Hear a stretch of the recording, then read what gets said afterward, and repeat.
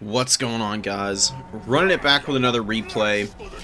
We've got a showdown here on Dried Floodplain, semifinals match between RTK Elvio, our resident Italian champion, and we've got VM Berserk on the other side. Representing Russia, I think is where Berserk is from, but regardless, we got a nice little EU showdown, so to speak. And they're both going to be moving up as quickly as possible to start taking objectives. Berserk going to have a little bit of an advantage with that, with the Marauder Horsemen, with the Throwing Axes, very quick unit. Fleshhounds and Khorngors moving up to take the number one.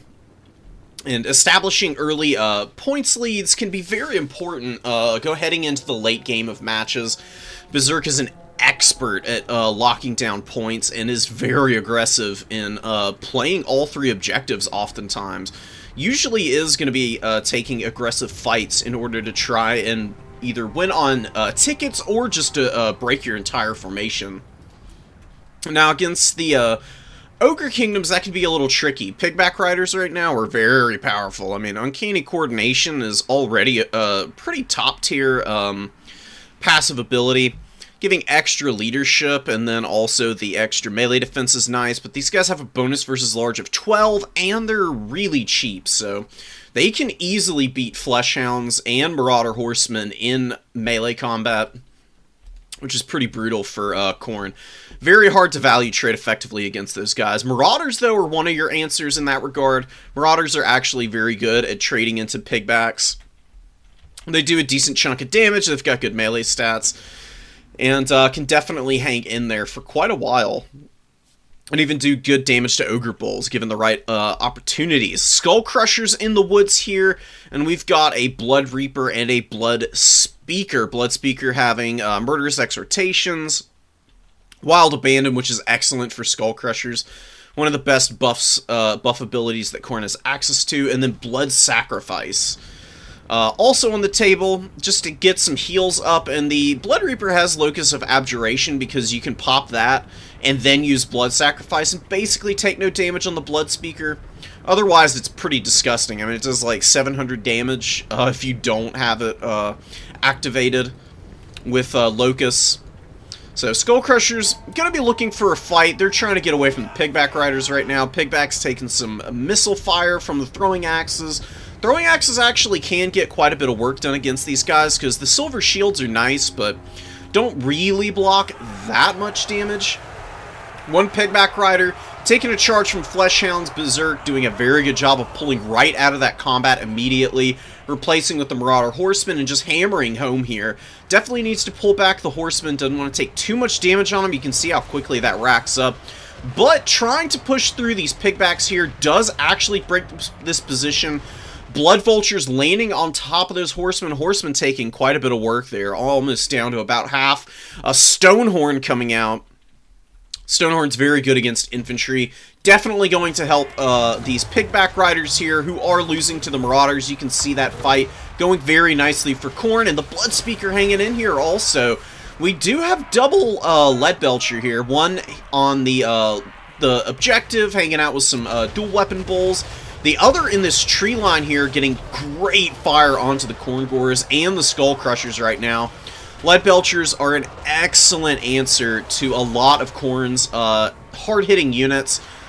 It's very good against Monstrous Cavalry and Minotaurs, as well as Khorngors especially are very vulnerable to Lead Belcher fire. And we do have Fleshhounds trying to get on these Lead Belchers. Lead Belchers are getting compromised right now, but there are Pigback Riders moving in to buffer for them, as well as some Ogre Bull dual weapons who should be able to save these Lead Belchers. Fortunately, haven't lost any models. They're still decently healthy with 4,100 HP left. Other Lead Belcher opening up on the Throwing Axes, who really have not been able to find a way in right now. They're struggling a little bit to be able to get into a position to get those Throwing Axes on target, but also just to like run down Pigback Riders as they're retreating. Lead Belchers fully saved here by Saber-Tusk Pack, Blood Vultures, the Pigbacks, and the Ogre Bulls here doing tremendous amounts of work. But back here, Stonehorn in a very ugly fight right now. taking a lot of damage from the Khornate forces. Got locked in place by the Skull Crushers, getting chased down by throwing axes who are doing good damage. Stonehorn does have 25% innate missile resist, so surviving through some of that missile fire all right. Routing Marauder Horsemen here. They did take a charge from the Pigbacks and the Blood Vultures, who are doing some pretty good work here. Almost full charge on the Carrion Frenzy ability as well. Ogre Bull dual weapons getting run over by the Chaos Warrior Halberds, which is a really interesting choice. You don't see them too often since Khorngors got added in, but I've noticed that Berserk likes to mix in one of the heavily armored Halberds, as well as having a couple of the Khorngors. There's a couple other games that we've seen. If you didn't get a chance to watch Berserk play in my most recent tournament, you should check out my stream. I played against him a couple of times. Very, very entertaining games. Very hardcore, very dominant performance in one of them for Berserk. But we traded pretty well in some of the others. Skull Crushers running in here and getting messed up right now by the Pigback Riders and the Iron Guts, who are just stonewalling this entire Khorne force here. We've got Skull Crushers, we've got Khorngors, some Pigback Riders are mixed in here, and they're just destroying these Marauders and the Skull Crushers. Blood Reaper and the Blood Speaker kind of surrounded right now. Some Chaos Spawn moving up, getting on top of the Slaughtermaster, who is retreating now. Stonehorn very healthy, looks like it's gotten a Troll Guts, which is a really nice situation for the Ogre Kingdoms. Definitely need that in order to keep these guys healthy and active. Leadbelcher's shooting has been excellent so far this game, and they have gotten about their value back already. They're having a little bit of trouble maintaining through the Khorne pressure, though. LVO is up a little bit in value, and with some of the healing on the Stonehorn, pretty favorable position, maybe going to be able to start pushing the Khorne forces back. You can see Berserk doesn't have a lot of supplies in the bank. Khorngors coming in to reinforce, but a lot of the Khorne army is very tattered now. Marauders here very beat up. Khorngors need to be unsummoned. These Marauders need to be unsummoned. They might route all the way off the map, though, and not rally at any point to be unsummoned because of these Pigbacks routing next to them. We'll see how that develops. Marauder Horsemen also very beat up, but doing a good job of preserving some of these guys around half health and getting some value out of them. These Marauder Horsemen not quite paying for themselves in a big blob of angry ogres, very angry Chunguses, just slapping in here, ruining these Chaos Warrior Halberds. The Halberds have been trading pretty well, but they don't do a very good job of fighting when their formation gets broken open like this. It can be very difficult for them if they're just getting absolutely swamped in units to actually get any damage done. But there is a nice pocket of them here on this edge of the formation, and they are getting up to about their value there. Really nice Murderous Exhortations here. It's hitting a lot of units, but one thing I've noticed about this ability is it just really does not seem to do a tremendous amount of work. You can see here it's racked up about 200 gold value, but this is like a semi-ideal scenario, right? You would think it would do a little bit more than what it actually has accomplished. So, a little unfortunate there for Khorne. And now the Leadbelchers safe and secure yet again, and another big heal on the Stonehorn. Absolutely sauced to the gills right now. Yetis moving up. Yetis are an excellent anti-infantry piece. They do a lot of really good work, but they are weak to fire, which is a little hazardous for these guys. In the Khorne matchup, they obviously might be a little bit under threat with all of the targets that are out and about right now. There are lots of horsemen, and they are getting some good damage on top of Khorngors also, and these Yetis are in danger right now. They're getting smacked up currently. And Berserk has been doing a great job of staying close here. The Skull Crushers try to help out this Blood Reaper, but Blood Reaper hanging on just by a thread and actually does start crumbling out there. Very bad situation for the Khornate forces. Don't want to lose this guy. The Blood Speaker is out here, still running around. Has used all the blood sacrifices I do believe on the Skull Crushers, and the Skull Crushers, they really didn't do all that well. Only 1,300 value there. You know, almost getting to 1,400, but not quite enough to make it happen right now. And Khorne, triple cap, and definitely a triple cap scenario for the Ogre Kingdoms in return. Berserk has just been hanging on to these objectives by the thinnest of margins. Blood Vultures take a fight in the air against Furies, and Furies absolutely obliterate Blood Vultures. You can see very uneven fight right now. The Blood Vultures are getting Carrion Frenzy charged up, though, as they fight, and they are starting to trade a little bit better, but they will rout before the Furies crumble out here. And that's going to be a win for the Khornate forces, but losing the Blood Speaker would be one way to potentially lose this game. One final Troll Guts coming in here in this Stonehorn with 1,800 value. You love to see these things do well. Such a fun unit. I remember the early days of the Warhammer 3 meta.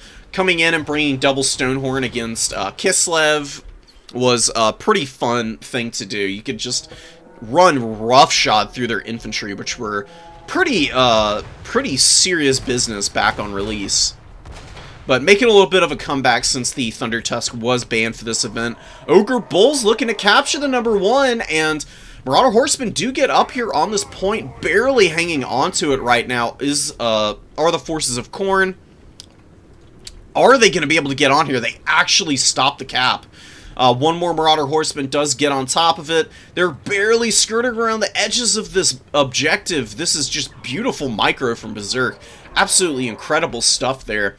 #2 objective being taken by the Ogre Kingdoms. Yetis and some Iron Guts are advancing across the field. Just 4 of these guys left. We've got bull weapons, or we've got bull weapons, dual weapon bulls. Some Pigback Riders there. Lead Belchers moving up. Lead Belchers still have a little ammo, and look how much value they've gotten. 1,800 and 1,600 here. Beautiful, beautiful micro on LVO to keep these guys alive, and they have definitely been what's keeping the Ogre Kingdoms in this game. Big loss up here. The Ogre Bulls don't cap the objective and then get killed, being routed off by the Furies. Lead Belcher fire coming down on the Khorngors, doing some great damage to these guys. Any amount just to weaken these up. Before the main engagement is going to be very useful, and the Stonehorn is going to absolutely roll over these guys. Does big damage on the charge. You can see here, getting in and through the entire formation just about, and just slapping down models, dropping like flies with these Khorngors. They do have Fury of the Skull Throne pop now, but I wouldn't really expect them to hang in much longer. You can see here just how powerful Stonehorns are at clearing infantry, just dominating the Khorngors. Pigback Riders moving up onto the objective, and it is going to be a Helm's Deep situation for Khorne here. Bloodspeaker hanging out in the trees, not finishing this Lord off. Given the opportunity, a big mistake, I think, by LVO. Maybe one that I'm not 100% sure if he knows just how bad Khorne's leadership problems get when they lose their lord. They are pretty reliant on the Frenzy, and Frenzy does provide the immune to psychology, so no terror routes on the table for the Stonehorn right now, unless he breaks leadership down enough to get Frenzy off the table. But killing the Bloodspeaker, giving a -10 to all of these units, and a lot of these units are pretty low leadership. Outside of these Spawn, who are unbreakable, you kill the Bloodspeaker and get a terror route on the Marauder Horsemen almost for free, just about. You just need to do a little bit of damage to them. You can run in and just roll over those guys. Fleshhounds crumble out very aggressively too. It's very difficult for Khorne to be able to survive through this, and this might make all the difference. Having this Bloodspeaker and the extra leadership here, barely hanging on to this point. Bull weapons. Dual weapons getting up. We do have Golg's Man-Eaters and the dual weapons with Pigback Rider support, Stonehorn support. Slaughtermaster needs to get on this objective. 13 seconds to flip it for LVO. Still pushing stuff onto the point. Iron Guts moving on. Flipping it interminably. Creeping forward. But is he going to be able to get it before we get to 499? Not able to flip it in time. Literally 1 second off. And I have to say that save out here initially with the Horsemen, kiting around the Ogre Bulls that were maneuvered up onto this point well before this bigger fight took place.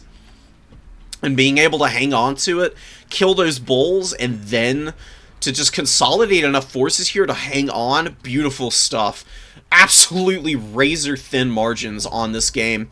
Elvio nearly had it, and I really do think killing this Blood Speaker and reclaiming this Severed Head would have made the all the difference in the world for the Ogre Kingdoms there for winning this fight overall. But really well played regardless to Elvio. Did a really nice job of surviving the initial Khorne pressure. And I just love Berserk's playstyle. Very, very fast-paced games. Really not afraid to scrap with anybody. Look at the value on those Flesh Hounds. Good Flesh Hound micro makes all the difference for Khorne. Not being too reliant on them either. Just one of them mixed in. And then using the Furies pretty sparingly. Doing a nice job with them. Spawn did okay. The Minotaurs did nicely for themselves. And we just had a lot of long grinding action in that match. Marauders did, you know, what they did. They did okay. It was really the Horsemen and the Skull Crushers that got a lot of damage done. Fleshhounds also doing some pretty good work in that regard. And you love to see the Minotaurs as always. Very reliable unit. You'll be seeing them forever and always, unless they get horrendously nerfed in terms of like their actual combat prowess. Pigback Riders for Elvio did alright. Slaughtermaster didn't do too much, but, you know, it's there to cast Troll Guts, and the Troll Guts is more than worth it, because it get that Stonehorn, which is in the opening build, of course. Very healthy, 2,000 value on the Stonehorn, 2,200 on the Leadbelcher here, 1,600 on the other. Beautiful, beautiful value. Love to see it. And Bulls did what they did. Dual Weapons did alright. Iron Guts could have done more. Golg's Mandators were doing a tremendous amount of damage there at the end. Maybe one of these guys mixed in a little earlier might have been pretty crucial for the Ogre Kingdoms, but, you know, trading with lower costed stuff is, you know, not ever really a bad idea either. Yetis, unfortunately, didn't do too hot, but it is what it is. Saber Tusks, they both did okay. But yeah, without further ado, folks, that's going to be it for this one. And I hope you enjoyed it. I certainly did. Beautiful showcase of, you know, Ogre Kingdoms without the Thunder Tusk. Kind of boring to cast Thunder Tusk-centric games. They just dominate everything. It's not a very fair unit in any respect. Stonehorn's much more balanced and still incredibly powerful, as you can see. You know, it's just tricky balancing a faction like Ogre Kingdoms. I can't really blame CA for messing around with them a bunch and trying to find that balance. Hopefully they get there sooner rather than later, and take a look at the Thunder Tusk in particular. It's a very cool monster in theory, but just having anti-infantry shooting and combat capabilities, as well as having 2 anti-large ranged shooters on top, is not the move in my opinion. But yeah, Khorne did great. Love to see the Blood Speaker. Definitely helped out this Khorne army a fair amount, and Blood Reaper actually got 1,000 value too, so maybe people start taking some notes for just how capable the Blood Reapers are at doing damage. They're very good foot-based duelists, and they've got some pretty good items too that people might want to take a look at. But yeah, thanks for watching, guys. I'll catch y'all on the next one. GG's. Peace.